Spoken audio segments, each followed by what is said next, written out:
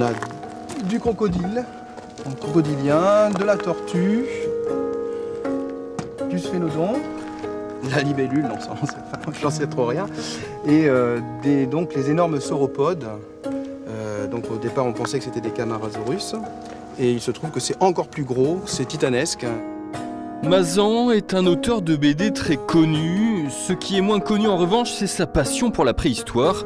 Alors quand il a appris que l'on venait de découvrir des trésors de plus de 130 millions d'années à deux pattes chez lui en Charente, il s'est armé de ses pinceaux pour rédiger un petit carnet paléo.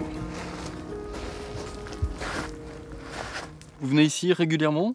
Voilà, ça fait 1 an. Régulièrement, en fait, on a fait des fouilles pendant 3 semaines. Et après, je vais régulièrement au musée pour montrer mes dessins, voir ce qui a été sorti, parce que tout doit être recollé. Ici, on trouve des morceaux, des restes, quelquefois des très beaux morceaux comme le fémur. Donc moi, je vais souvent sur Angoulême pour pouvoir montrer mes croquis, voir les nouvelles hypothèses des paléontologues, et puis revoir ma copie, jusqu'à ce que mes dessins soient les bons, quoi. C'est avec le conservateur du musée d'Angoulême qu'il partage donc régulièrement ses impressions. Qui est titanesque, quoi. Et là, on se retrouve sur donc, un animal qui devait faire dans les 35 mètres de long. Qui devait même dépasser les 40 mètres facilement. Vraiment, c'est très grande. Et il peut traîner ainsi à l'envi au milieu des ossements et autres moulages impressionnants.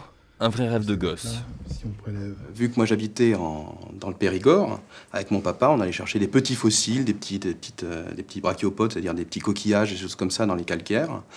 Et je les ramenais à la maison et je me fabriquais mon petit musée. Et pour ma grand-mère et mes copains, je redessinais les petits, tout ce que je venais de trouver sur place.